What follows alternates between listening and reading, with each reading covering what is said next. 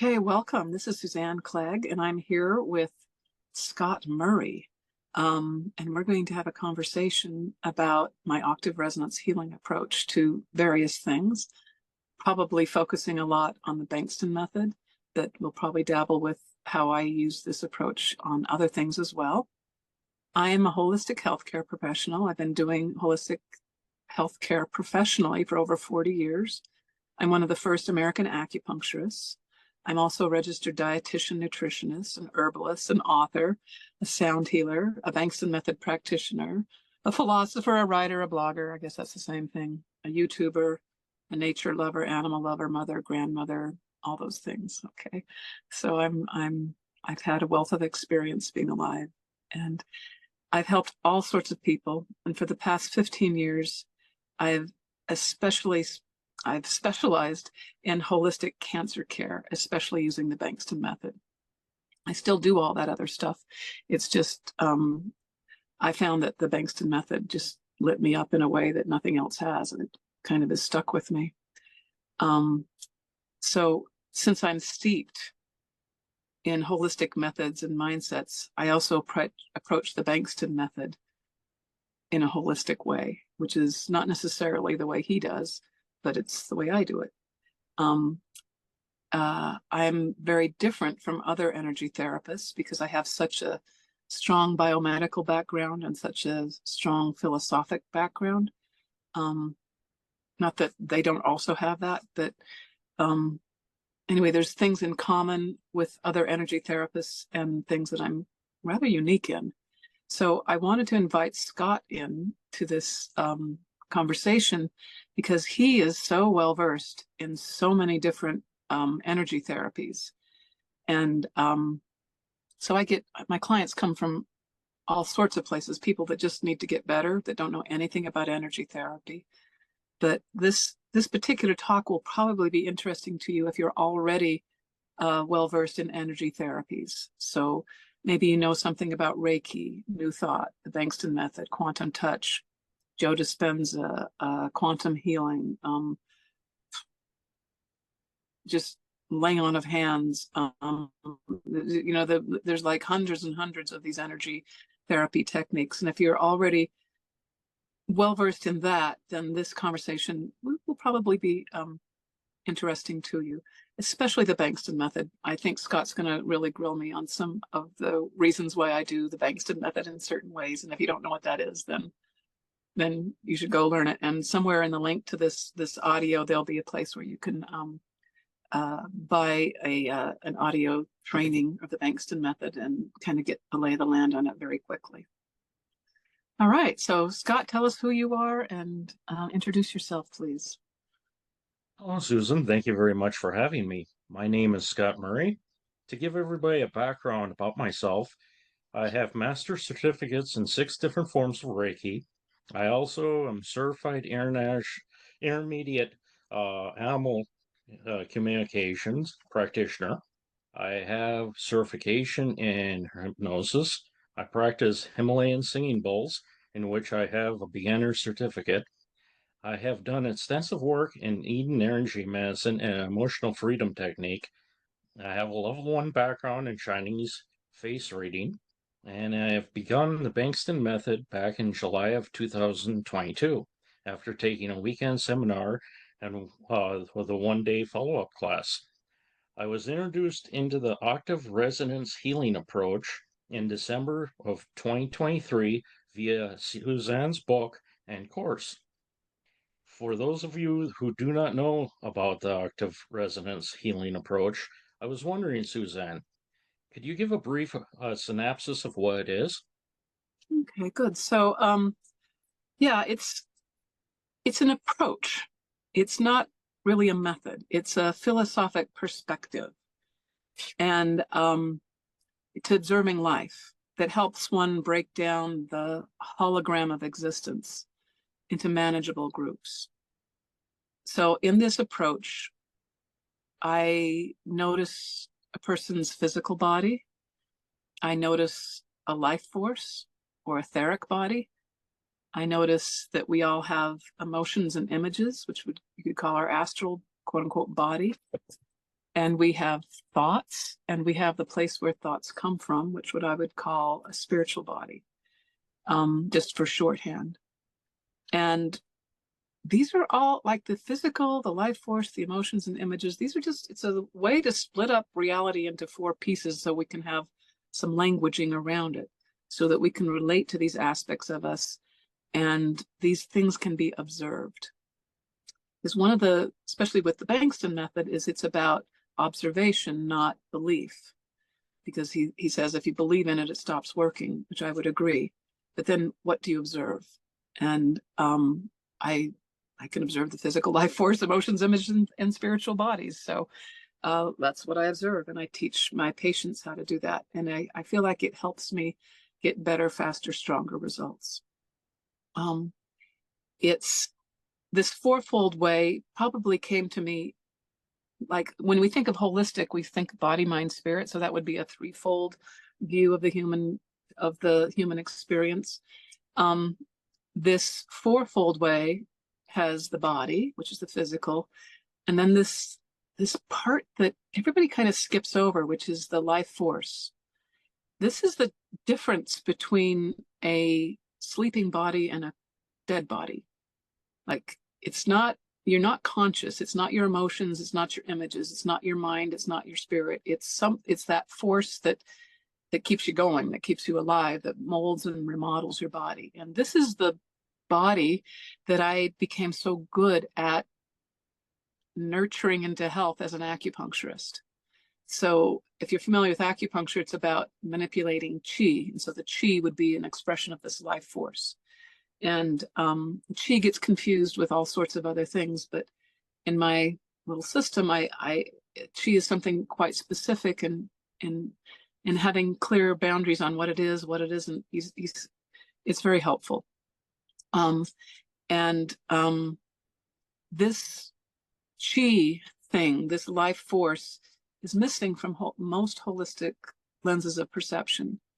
And it's what helps me be a good distance healer, because it's something that we all experience. We can experience if our hands get warmer or colder. We can experience if, like, oh, I just took a fresher breath. Or we can experience with our hand if a hot cancerous tumor cools down and there's a cold breeze over it. It's not something clairvoyantly like woo-woo. It's almost so much a part of us we don't pay attention to it. But I do pay attention to it, and it helps me get people better, no matter what I'm doing, whether I'm doing acupuncture, whether I'm doing cooking, whether I'm doing the Bengston Method. And because it just helps me know what to pay attention to and to evaluate if what I'm doing is a good idea. So this approach applies to everything in our reality, including inanimate things like rocks and plastic. But for the purposes of this conversation, let's keep it to how this octave resonance approach helps us observe healing in people or maybe animals. I really live and breathe this method. You know, as I go around my life in my van, up in the mountains, taking walks, doing distance healing, working with nature, I have this 4-fold window lens that I like to see things through, and it always surprises and delights me as to what I'm able to do that a lot of people can't, because they're busy being muggles.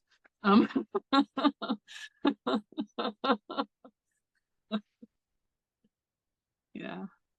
And there's a page on my website, which is spiritgate.com, which gives you a little explanation, a diagram of what this 4-fold approach is.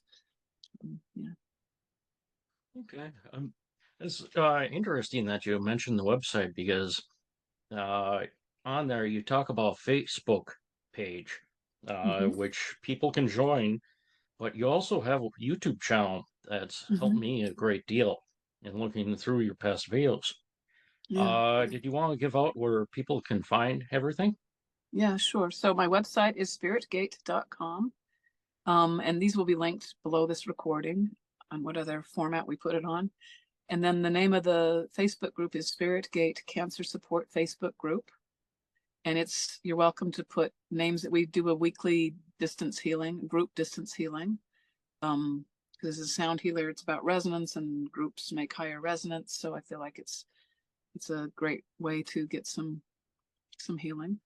Um, and then I talk a lot on YouTube, which is, you just Google my name, you just YouTube my name, Suzanne Clegg, and you'll find it. Or I think it's called Spirit Gate Acupuncture is the name of the channel, and there'll be a link below. But I've got years and years of little videos there. I also have a $47 masterclass on how to give a hands-on healing. I demonstrate on my dog, but you can do it on a person. And I will have a course, hopefully as soon as a few months from now. I'll be starting publishing modules to a extensive course so that people can learn that and then schedule time with me, and we can take it even further. So that's coming up. Yeah. Sounds interesting.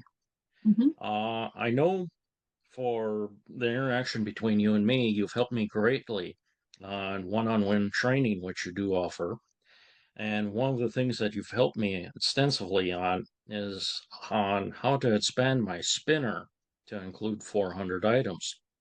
Another thing that you've helped me is on how, in my case, a close friend of mine had bronchitis that has pulmonary fibrosis, and how to actually go about helping them.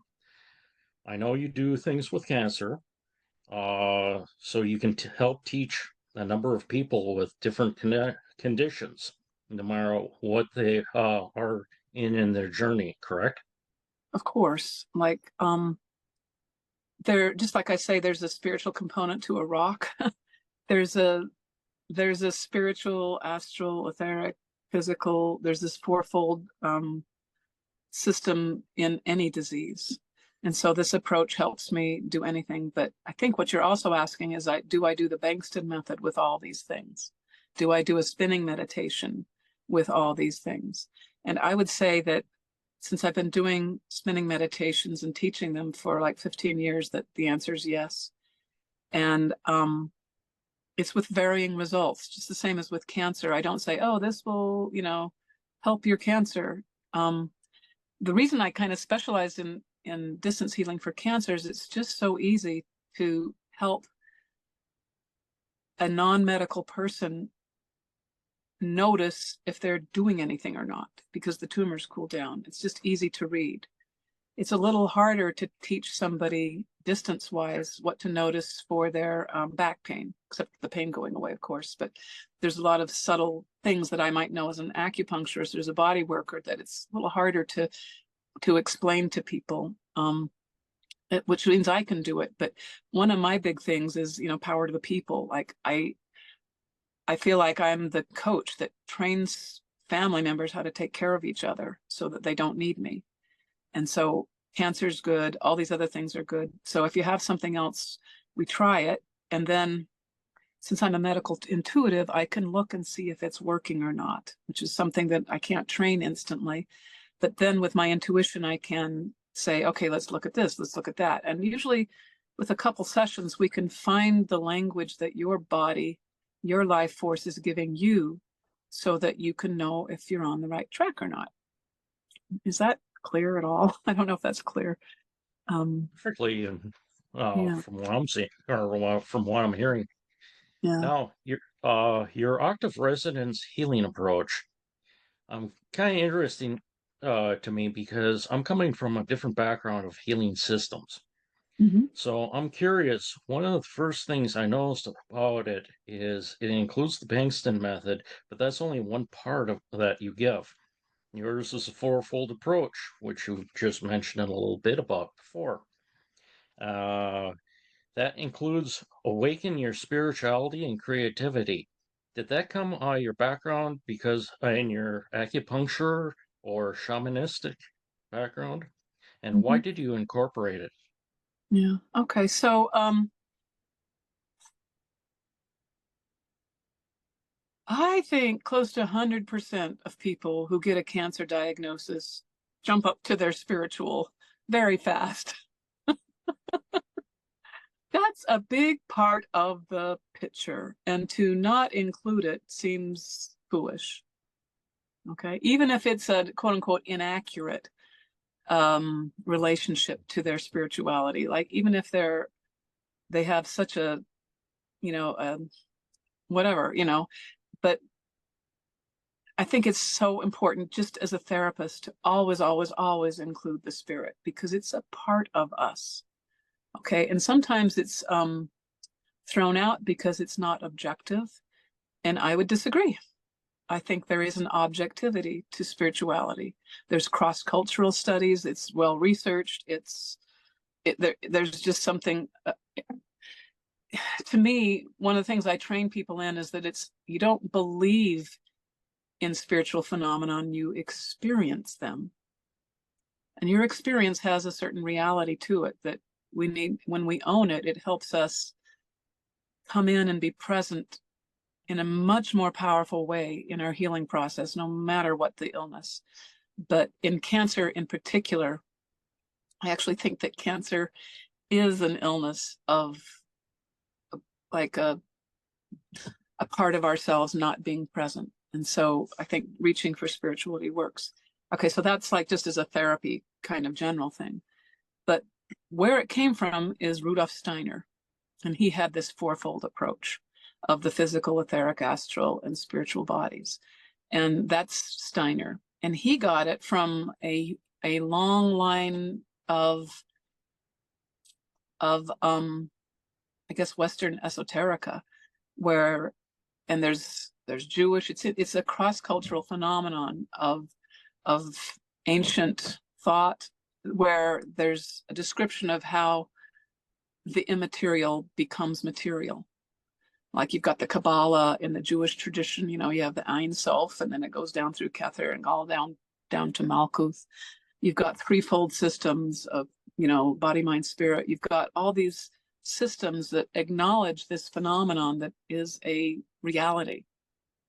So I liked four because I liked Steiner's thing because it acknowledged this level of chi, which I was an expert in as an acupuncturist. So that's sort of how I got that. But then I combined it with my experience as a sound healer, because when I became a sound healer, like I used to be a little bit clairvoyant, a little bit intuitive, but when I started working with sound and resonance, instead of, you know, needing 4 or 5 treatments to know if I was helping my acupuncture patients, I knew if that particular needle was what they needed right now and how long to put it in. It's like, it just, my intuition expanded 1,000-fold, and it was through resonance. And so this resonance is resonance with the essence of something. And you could call the essence, there's an essence of a physical, it's a spiritual quality. So I get that my system includes the spiritual because that's what informs all the rest of it. And yeah. And then I named my company Spirit Gate Acupuncture. And at the time, it's the name of a very powerful acupuncture point, and I liked it. But I want to emphasize that it's my client's spirit gate, or the gate to their spirit, not mine. Okay. And I really resisted advertising that I was a medical intuitive for a very long time, because I really wanted to get out of being a mediator for people's spirituality. I wanted to help them, you know, do that themselves. And I was good at it. So people didn't come to me for readings. Now they do, but that's because I've kind of come full circle with everything. And I know how to do that in a way that empowers their spirituality and activates their openness to the divine in them, the divine outside of them, something that's beyond their emotions and images, even beyond their conscious thought, that loves them. And I think that's a real feeling. And I think if you deny that, you're sort of cutting off a major resource for healing. Yeah. So now I added the word octave because of all this resonance business. So this is my thinking about it that Steiner didn't talk about. He did the fourfold part, but I added the reason I added octave is because I felt like if you look at somebody's physical body, including their illness, including their health, it resonates with their life force. It resonates with their psychic life. It resonates with their spiritual life. It's sort of like the physical is a condensation of all that. And then if you go up to their psychical life, you'll see the same thing. It's sort of holographic, no matter what level you look at. The rules are different of how they operate, but they are a whole.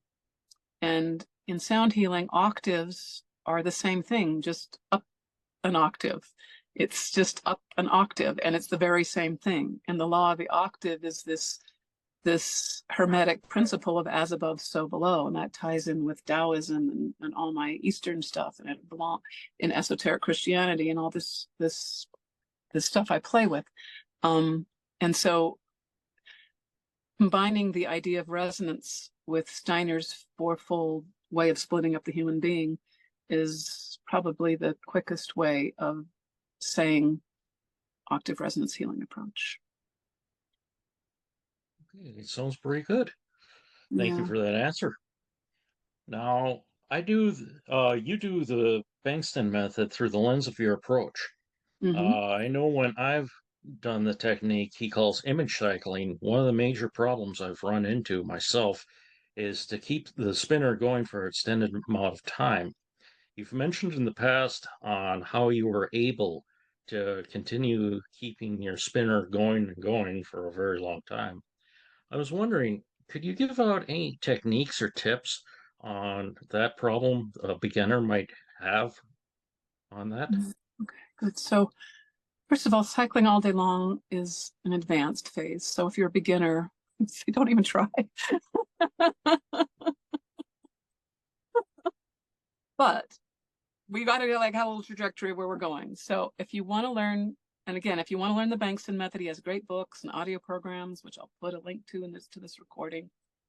And just again, this is my approach to his method. This is not, I don't know that he might scratch his head and say, oh, that's interesting.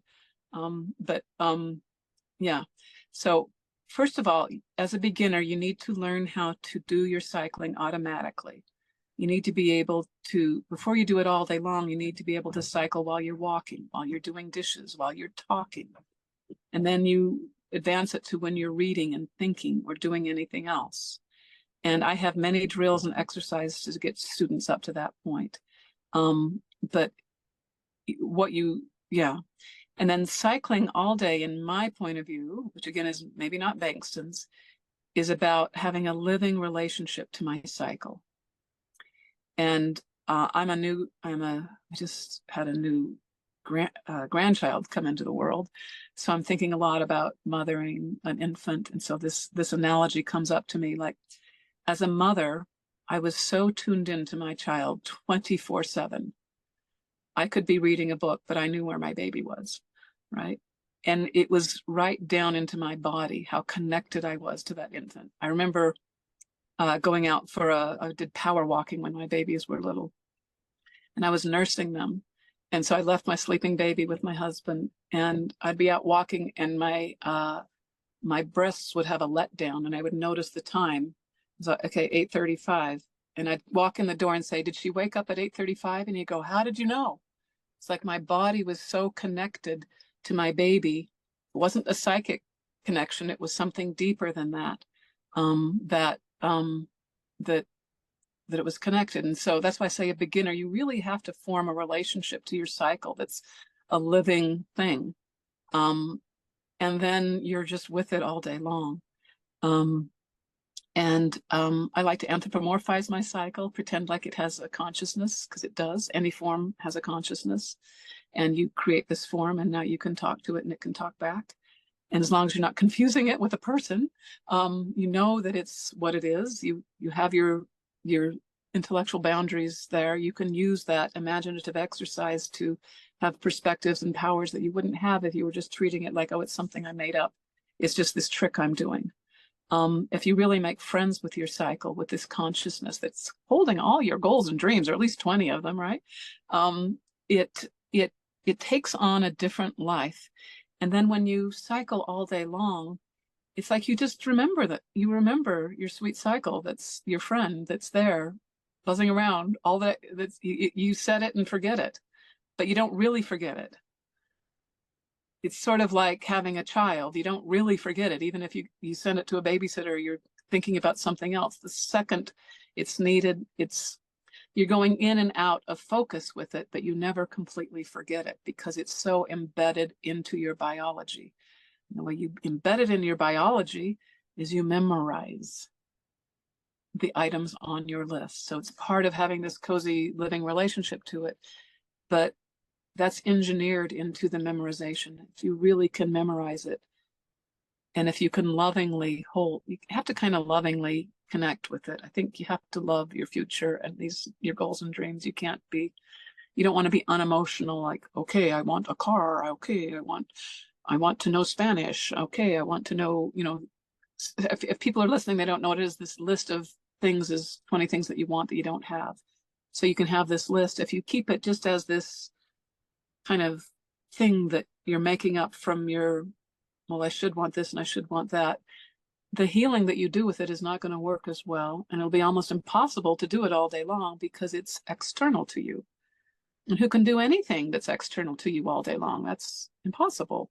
It has to become embedded in you. And then it's like wearing a shirt all day long. It's just there. Yeah. Does that help? Or do you have any questions? You want to go deeper No, with that? it helps out immensely because it kind of leads me to the next Mm-hmm. bullet point I'd like to talk Mm-hmm. about image cycling. It's not what I would call a lower form of magical thinking. To me, lower form would be something like, okay, my karma was good today. I didn't have any road rage or didn't do anything bad. So I'm going to just go out and buy a lottery ticket and the universe owes me this. And all of a sudden I'm expecting to win money or something like that. For Mm-hmm. me, uh, it's what I would describe in my background as heritage to or spirit to matter. You just can't wish something to happen and poof, there it is. Image cycling, you actually have to work at because it's more of a equivalency in order to get things going with it. It seems like in my background. Did you want to expand on that? Okay, so I'd love to. So this comes to thinking as a spiritual activity. All right, so if you don't think about this mechanism of how spirit is incarnated into matter and makes the physical world happen, if you don't have philosophic categories or ideas, it seems to be that it appears that what we see in the physical, whether it's illness or cars or anything physical, it just feels sort of random. And then we rely on cause and effect, physical cause and effect. And so a lot of research is about that. And we get better and better and better at understanding these relationships, which is great. That's why we have, all the wonderful inventions that we have. But a true magician a good healer, actually claims to understand mechanisms so as to get reproducible results. So it's not random. There is a thread, there is a mechanism. And even if it's a spiritual mechanism, even if it's a psychic mechanism, even if it's a life force mechanism, even if it's a physical, there's mechanisms.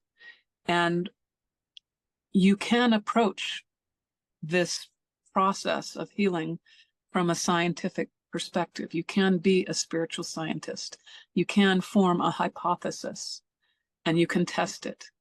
And then you can observe the results. And then you can get probably a gazillion more questions, but you also get a new understanding. All right. And that's what artists do. That's what, it's like, that spiritual thing is not, it's not random and it's not unrelated to the physical. Things don't just magically appear. The tumor doesn't just magically go away. There is a mechanism. And that's why people hire me because I've been around it so much. I'm more likely to see the connections. Oh, this person's acting more like that person that those 5 people that seemed to be doing it right, but it didn't really help them. Or this person's acting exactly like the person that I cured in 2 treatments. And I get all excited, and I can see the similarities and the reason, the thread, you start having experience about those things. So it's not magical. It's something you can nurture into being. And then, just in case people don't know, so much of paranormal phenomenon has been researched with solid scientific methods, including the Bengston Method. And the only reason, I mean, the science is sound, it's just not popular. And I think that has a lot more to do with politics and culture than has to do with the data and the results. As in fact, I think that is what it is, because the scientific method, even the physical scientific method of looking at paranormal phenomenon, is solid. It just doesn't get attention. I'd have to agree with that, especially in my background Mm-hmm. on things. I do Yeah. have a question here. I really do quite a few different Reiki practices. I Mm-hmm. find it easy to perform Reiki. For me, one of the best principles of Reiki, though, is to try to get out of your own way. Don't overthink the process. How hard is it for the average beginner to start up with the Octave Resonance Healing approach? I think it depends on your personality, but I think when you say to get out of your own way, that means to don't overthink it and to be detached and to let it happen. Is that a good Exactly. That's what I'm going thing? for Yeah. because if Yeah. you try to overthink it, in Mm-hmm. fact, if I remember right, when I took the Bengston course, Mm-hmm. he said basically play with it. Yeah. Don't try to go after it with a logical, headstrong being. Yeah. Yeah. So the problem people encounter is that we are thinking beings, and to tell people not to think, they just get vapid and stupid. It was like when So you tell somebody to don't think about a pink elephant, don't think about a pink elephant. All of a sudden, what do they yeah. think about? The pink Yeah. elephant. Yeah. Yeah. So what I teach people is that you probably can't turn off your thinking, but you cannot attach to it and make it important. You can have this little lovely little fantasy going along, literally an imaginative story, and you can watch it from that witness part of you, but you don't make it important because that's about your process. That's not about your Healy's process, right? So just the fact that you just saw an angel appear and saw love and light appear in the room, that's your experience, which might be reflecting what's also going on in your patient, but it might not be. And so what I encourage is detachment from this, but not detachment of making it important, but not detachment meaning you become neutral and dull. So when I say detach from your emotions, I don't mean don't have emotions. I mean, you're angry, so you watch yourself having emotion. That means you're detached from it so that you can have the emotion and you can watch it at the same time. That's what I mean by detachment. So when you're giving a Reiki treatment, I would say is that you're going to have thoughts, but just don't try to think that your thinking is doing it, but then say, what do I do with my thinking? What do I do with my thinking? And so I give people things to think about. And then we do research like, okay, if we're thinking about, rainbows and butterflies, what does the chi do under your hands with your hands on healing? And now let's thinking of being in a black room full that smells terrible. What does that do to the healing in your hands? So you might be very surprised that the blackness sometimes actually does more healing than the rainbows and unicorns. And so there's ways to work with your consciousness so that you can observe it, but you're just experimenting with it. You're not trying to be nothing. Well, it gets back to the idea of what Bill actually said one time, where you can actually use your anger for the day or whatever to feed into your image cycling. I just find that Absolutely. kind of interesting that you Yeah. can Yeah. turn that around when you a lot of the other energy approaches that I've used, they're going, no, no, no, don't even come near that. They want you to think on a more positive scale, I would think. Also, let me show you how this is a good example of how the octave resonance healing approach explains that. So if you've got this pathway from spirit to matter, and it goes through the spirit, which is the idea, it goes through the astral, which is images and then emotions, which would be like the anger piece. And then it goes into the life force, and then it goes into the physical. The old-fashioned way of manifesting something is to be so pure and holy in your alignment with that line that it manifests, which is, I think, what Joe Dispenza teaches. And what is so revolutionary and powerful about the Bengston Method is that when you're going slow motion, you have to do this. But when you have all your this astral realm is the realm of images on the top part and emotions at the bottom. If your images are positive, when you're going slow motion, you can't help but think of the other. Like if I'm sick, it's because no, if I'm thinking I'm sick, I'm well. It's probably because you're not feeling very well. You're thinking, I want money, I'm wealthy, I'm wealthy, I'm wealthy. Wealthy people don't go around thinking that. They think of other things. So you're kind of locked in the patterns when you're going slow. So what the Bengston Method does, which is so great, and I love it so much, is it allows you to, in the quiet of your sweet, calm morning, think of the wonderful things that you would like for your life, memorize them, and then detach from them by spinning around. But then how do you bring them in if you're not aligned with them? You can't even see them when you're going so fast when you're spinning them. So how can you possibly create doing that? Well, what's happening, I think, the mechanism, and this is a metaphor, it's not to communicate something that I sense that's there. So don't take it too literally, but it will maybe help you see it, is that if you got the spirit, it has to go through some sort of emotion in order to get down. So any emotion will work. So when I'm angry and I'm cycling at maybe trillions of cycles a second, okay? So those positive images are getting a lot of repetition, and that anger is giving them a conduit to incarnate. So any emotion, anything on the lower realm of the astral helps the images come in. So you can use, and I don't like people to cultivate anger and hatred and fear and sadness. But what's so wonderful is you can experience them while you're cycling, knowing that at least the stuff on your list is being given a little conduit to come in. And what I find is that if you can just be there with your emotions, whether they're positive or negative, like let's just say a negative one, maybe you get very scared.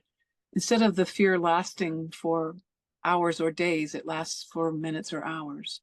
It's like when you're cycling and you're just letting the emotion be there, observing it, it comes in, and then you get the stuff on your list. It's sort of cool.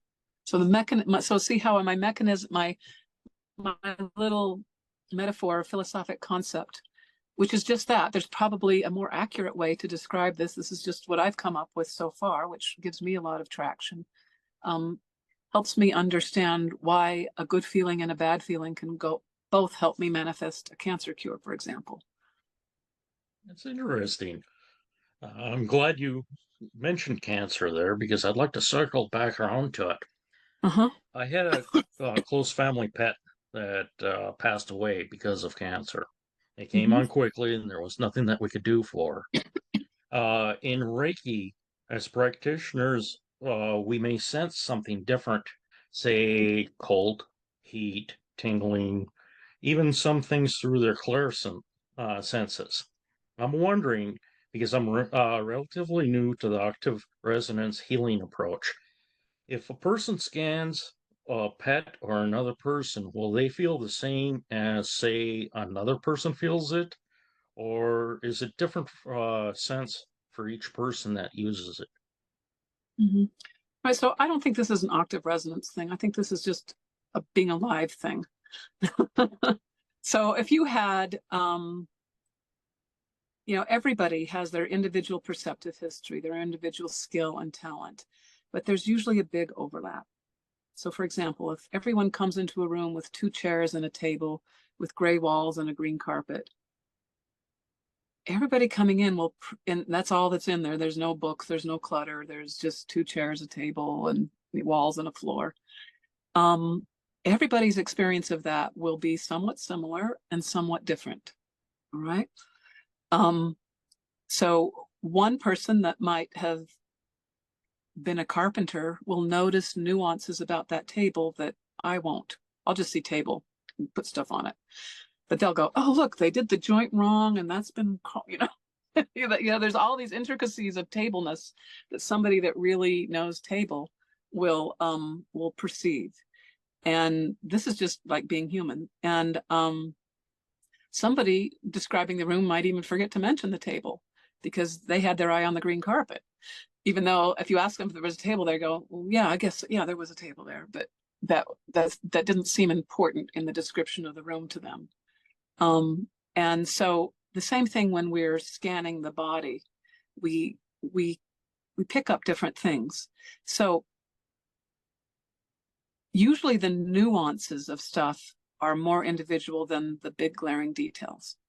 So one of my most favorite things to do is usually I get sensitive women, or this is a common thing. I also help men, sensitive men, of course, but it's a common thing to have a sensitive woman with a energetically klutzy husband who loves her very much, and they come in for treatment.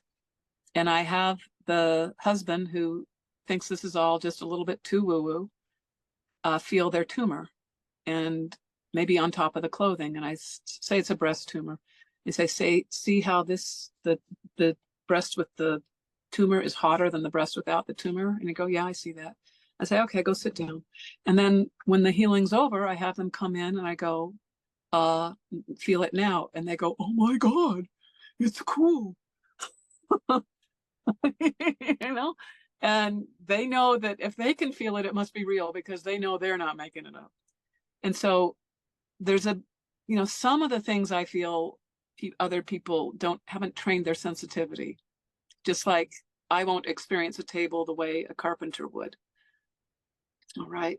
And if I look inside a car engine, I'm not going to experience it what a mechanic would experience, right? I just a bunch of stuff, right? But they'll get this picture because they have experience. So I would say that so how does this help with treatment? Because I sometimes have families work on clients, and often they'll feel very similar things, but then they'll say, no, I feel it this way over here. And then the other person will come in and go, I don't feel that. And then they say no, and they'll describe it more. And often they can get their family member to feel what they're feeling if they point it out to them. And they go, oh, I guess I do feel that. And they're not making it up. They're just becoming aware of it. Just like I might be aware of, like, I wasn't noticing that there was a cloud in the sky because I was just thinking sky, like, oh yeah, it is cloudy today. Yeah, that's important. Oh, okay. And so perception is different. And most of our perceptive abilities are erased by culture, right? We're taught to not pay attention to most. It helps us get through the day to not focus on everything. So it's not a bad thing. Speaking of your perception, I'm kind of curious. Is it the same remotely as if you were right there with a pet or person? I think with me, since I have such it's personal. I think that if my sense of this is that if somebody hasn't had a medical experience of touching people therapeutically for decades, they might do just the same distance as in person because they don't really know how to relate to touching people therapeutically. They just do it when they're cleaning or, making love or something like that. But they don't really know how to read the body the way I know how to read the body. So when I like hands-on healing, And I like to train people how to do hands-on healing because I'm really good at it. It doesn't mean that I'm not also very, very good at distance healing. So I think it just, again, depends on how you've trained your perceptive apparatus as to how to do it and to make it interesting. So and then also it's individual, because some people, like cats and dogs, I think cats do better with distance healing than dogs do, because they don't like being messed with. Like cats are so independent. They, they will be touched when they want to be touched. And when they're done, they will go, it's like they taught me how to distance heal. Cats taught me how to do distance healing, because I'm like a 10% of their 100% of how to work in these interdimensional realms. So I think it depends on the person. So you don't do it like, well, hands-on healing is better than distance healing. It's not that. It's that in this situation, hands-on healing is better. And in this situation, distance healing is better. And it might have to do with just your circumstances. Like, I'm in Utah and you're in Austria. So let's just do distance healing and make it work. And it's not that I always feel like we have what we need for our next step. Always 100%. I don't believe in scarcity. I believe in blocks to what we want, but isn't there a way through to get stuff? And so, is distance versus, it depends. It just depends on the whole picture. But yeah, distance healing, that's why I did, is I realized, I can heal, I can cool down tumors without being there. Maybe I don't really need to have this office and all this overhead. Maybe I can make my life a little simpler. So, yeah. Thank you for that information. Getting back to image cycling, I noticed that you've been able to pick up on how fast my spinner is going. If I'm not going fast enough, you give me a color, it's usually green or something faster, and I can go higher, or you tell me to increase my speed outright. I'm wondering, how are you able to sense that? And can anybody get to that level? And if so, what would the practice be like to achieve that skill? Mm-hmm. So table time. Table time means you have to give a lot of treatments. And since I used to treat people on treatment tables, it's like you just need to have table time. So like an auto mechanic just seems to have this sixth sense of, it's the radiator, it's the alternator. They haven't even lifted up the hood yet. They just kind of know. There's a noise, and then they it's the they don't even, they haven't even evaluated it, and they seem to already know. They know where to look. And just like a mechanic, I've been doing this for 40 years, and so if I observe that something isn't working, or I just want to see if I can't get the life force to respond a little more robustly, I have an intuition of what to try. And a lot of my octave resonance healing approach is an articulation of my becoming more and more and more aware of, how did I know to try that? Because that really worked. And I reverse engineer that. I kind of trace it back, like, how did I know to, like I once prevented this girl from having her jaw cut open to relieve her migraines, because I said, your problem's in your stomach, not your jaw. She's having this terrible TMJ. And when we started treating it like an digestive issue rather than a tension in her jaw issue, her jaw relaxed. Like, how did I know that? And so I kind of reversed it. And then I realized, oh, this is how I knew it. And so it's practice and it's philosophic method. So the philosophic method would be, if I'm treating someone and they feel like a dead battery, this is simple. It's like 4 steps, right? So say something's not working. It feels like there's not a feeling of chi flowing. It feels boring. Everybody's bored. It's like, ugh, we're wasting our time. You ask 4 questions. Should I change something physically? So have them change their posture or the position of their hands. Should I, just change something physically? Should I change something with their life force? Have them sit up. Well, that's changing their posture, but breathe different. Maybe eat something, drink something, move around, get something going, maybe sweep their aura a little bit, get something perking up in their life force. Should I change something with their emotions or images? So I might invite them to visualize something or feel something. And then suddenly their tumor starts cooling down.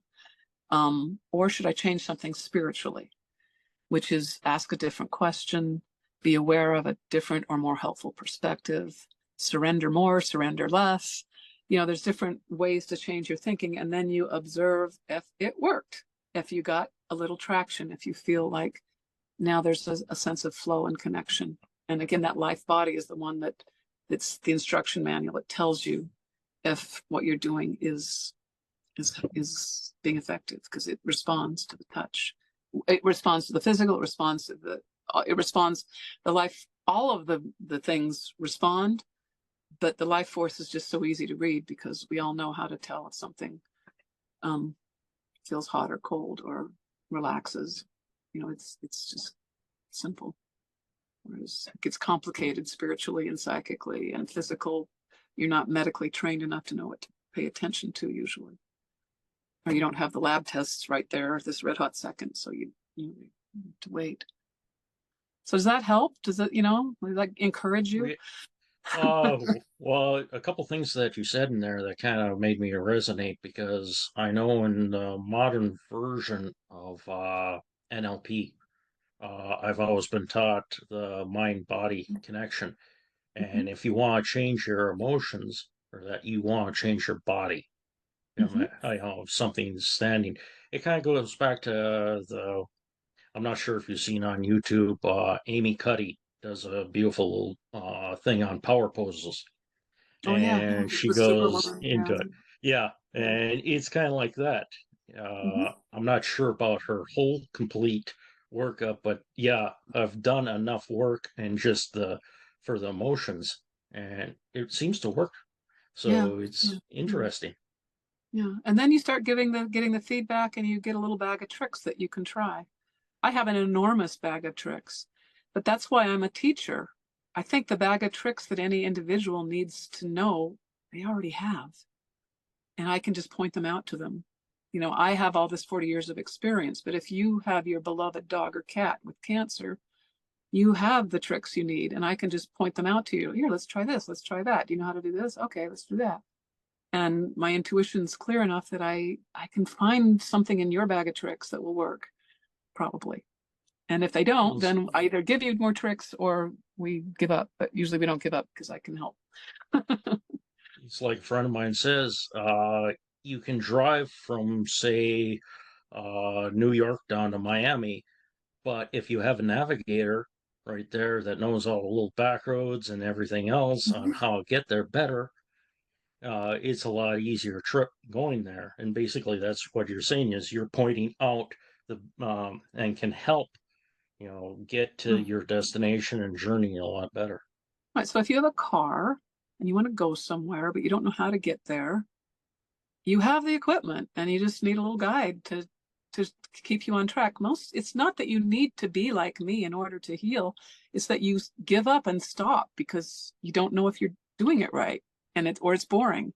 And so my job as the coach is to make it not boring so that you'll do it. Exactly. So that it's interesting, which is spiritual, by the way. Interest and curiosity is a spiritual quality. And so I keep that going, yeah. I noticed you also said in the past how to match frequency of a person or pet during a session. Is there that is something I've never come across in energy healing modalities that I've used. Could you go into a little bit of what that is about and how you do it? Yeah, so this is where I, as a sound healer, as a harmonic medical practitioner, of kind of add this to the Bengston Method. Because as a sound healing, I know frequency matters. But you would say that I'm an artist with it. So like if you're a painter, like a fine art painter, you wouldn't say, well, on every face, I always use this color. No, they use the right color for whatever they're trying to do. So every painting is rich and amazing, because there isn't, it isn't a paint by numbers kind of thing. So there aren't certain frequencies that, like, G sharp doesn't cure cancer or anything like that. But I can teach people how to feel the resonance, and how to watch the frequency of their cycle shift and change. It's sort of like noticing if you're in a car, if it's accelerating or decelerating. It's not hard to feel at all. It's part of your human apparatus. It's part of having a living relationship with the whole process and with your spinner. And the spinner speaks using the language of resonance, which is something we all know. We know when something resonates, because we feel it, body, mind, spiritly, or the fourfold way, if you want to put it that way. So a beginning drill to start this process of playing with the frequency is to there's two drills. One is to imagine your cycle spinning at different frequencies and notice that your body feels differently. Just like you can strike the superwoman pose, it feels different than if you're all bundled up, curled up in the fetal position. Your emotionally will feel very different. Well, you'll also feel different in your life force body at different frequencies. So that's just to get you connected to your sensory perception. And then the next step would be to assume that your cycle has the consciousness to know how fast to go. All right. So, and just ask it. Relax and watch or sense or feel the speed of the change. And you can just say, can you please spin at a speed that will help me heal, or help, my beloved family member here heal. And it will often change frequently in the course of like a half-hour treatment. And I think by watching the frequency, you form an intimacy with your spinner that opens it up like 100-fold. It really is powerful for me, at least. Yeah. That's one thing I really like about the Octave Resonant Healing approach. Is it's more of more than a technique. It's a living, breathing, artistic healing, changing process. It seems like with you. Yeah. Now I know of most of my other modalities that energy healing. You have a protocol that you do. I know with Eden Energy Medicine, Donna has a 5-minute routine, usually done twice a day for the first 30 days, when you're starting off. With Reiki, we have a certain order of things, how we proceed. You don't really want to follow anything that we would call ritual when it goes into into the Bengston Method, correct? Mm-hmm. Well, it's how you define the word ritual, right? So, Well, ritual to me would be okay, cookbook. You do A, right. B, C. You have to add so much of this, this, and this, and you go to it, Mm-hmm. and you have to do it the same order each and every time. Mm-hmm, mm-hmm, mm-hmm. So when you're learning something new, you need a step-by-step process.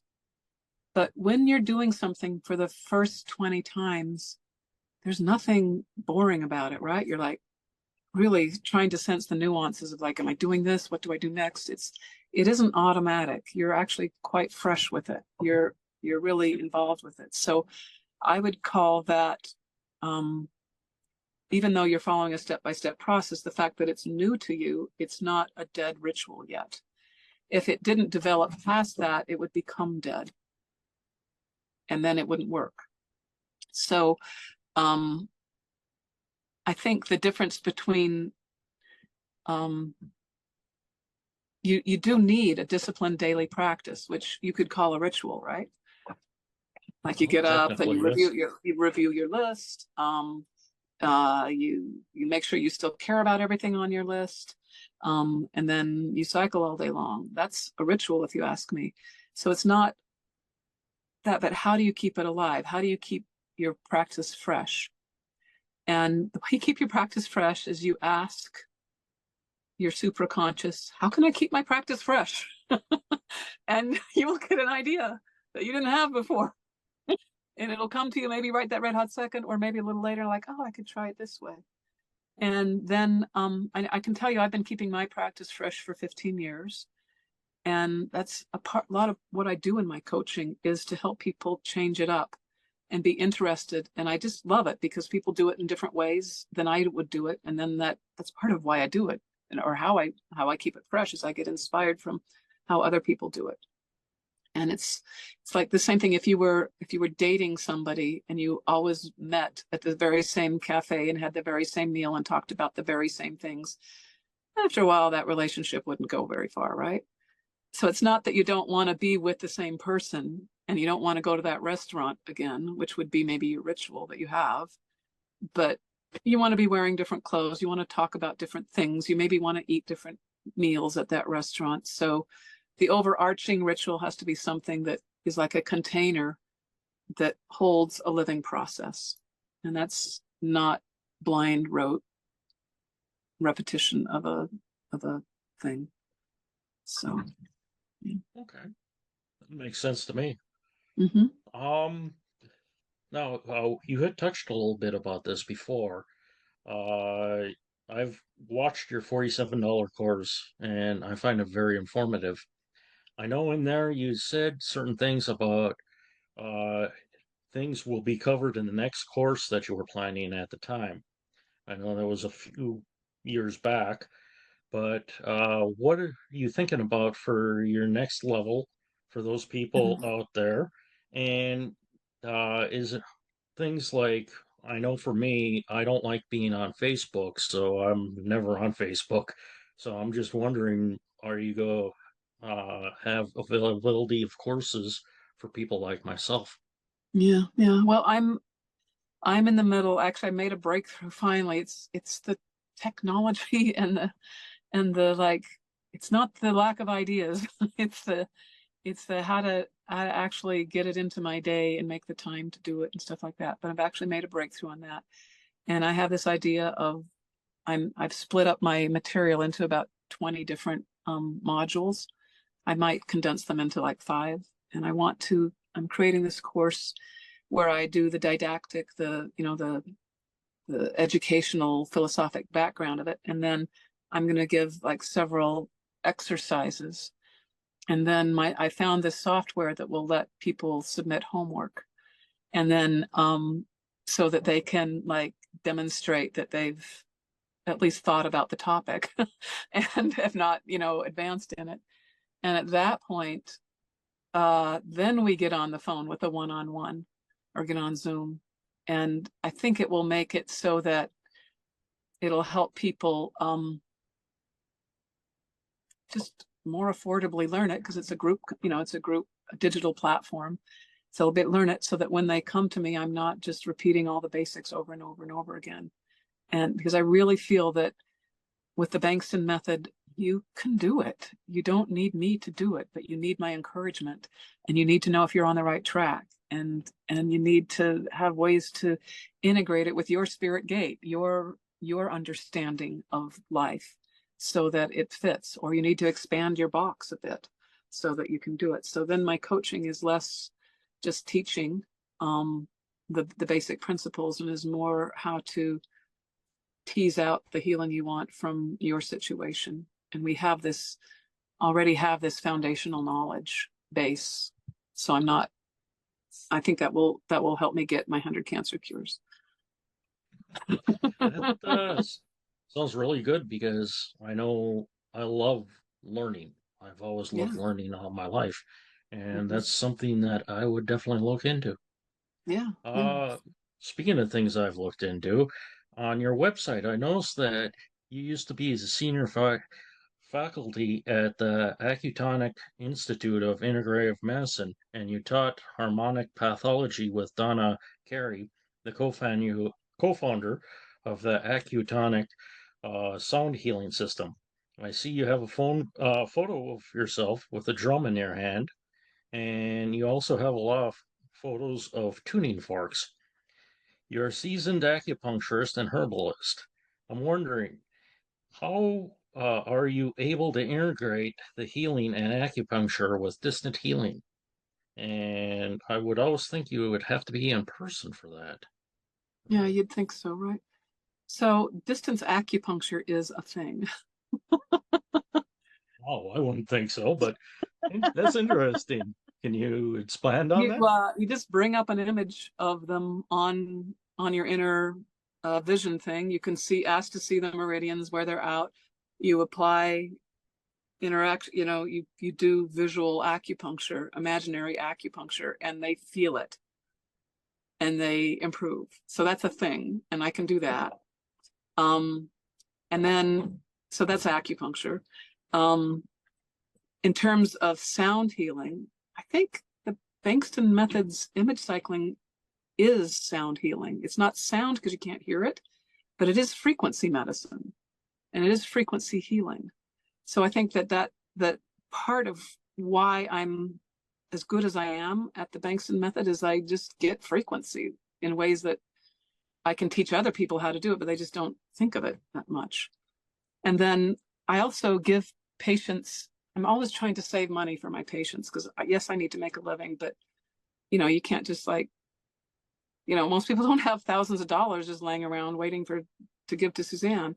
So what I like to do rather than that is to give patients tuning fork prescriptions that they can do on themselves. So I have them buy tuning forks, and then I tell them the acupuncture points that I want them to apply the tuning forks to. And as an acupuncturist, I can do that. And if we do that in session, I can tell if it's working or not. And then, or they can, or we both can. And then we adjust the daily protocol depending on that. And so that's how I would incorporate sound healing.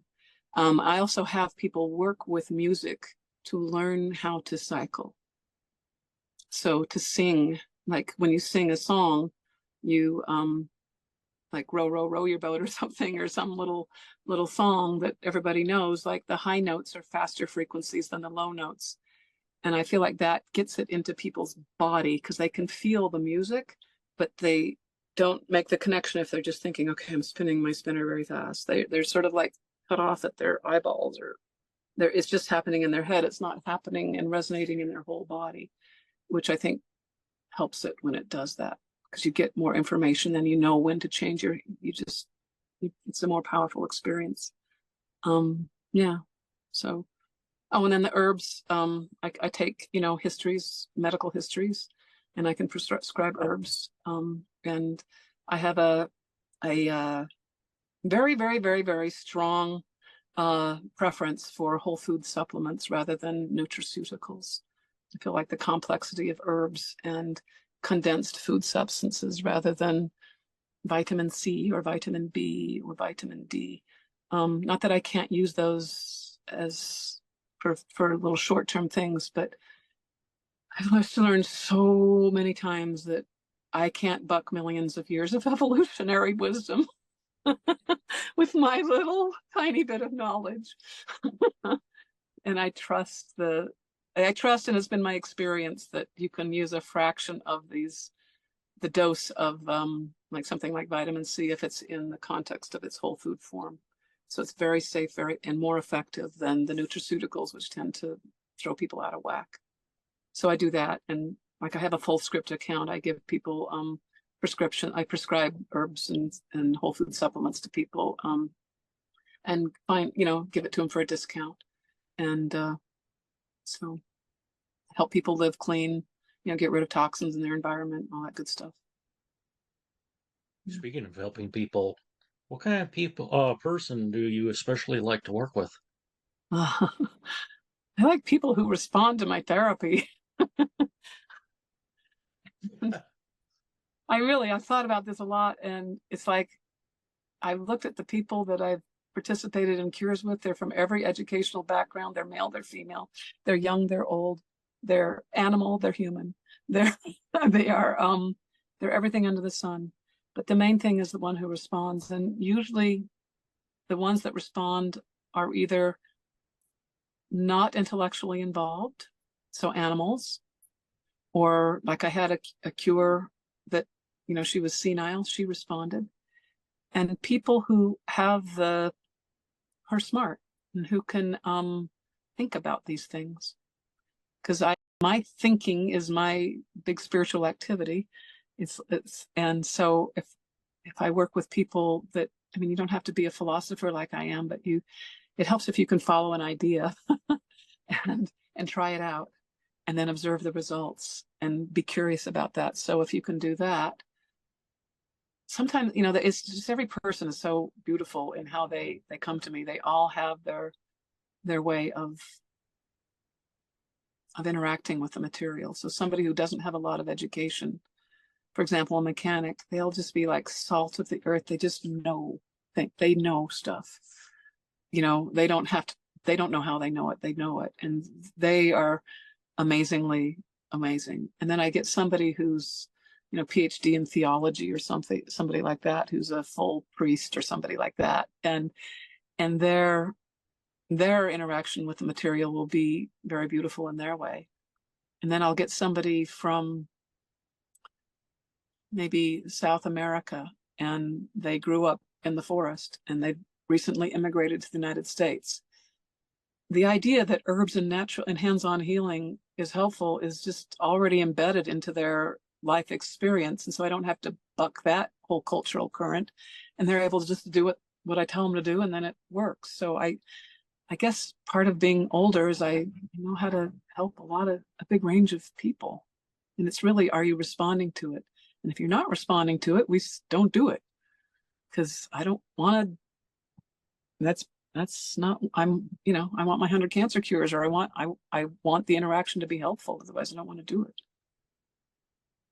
I know I've enjoyed my time with you one-on-one for answering my specific questions. What's nice about it is I can personalize what I'm learning exactly and where I want to go on my journey. I find it extremely helpful to have an experienced teacher with such advanced amount of knowledge.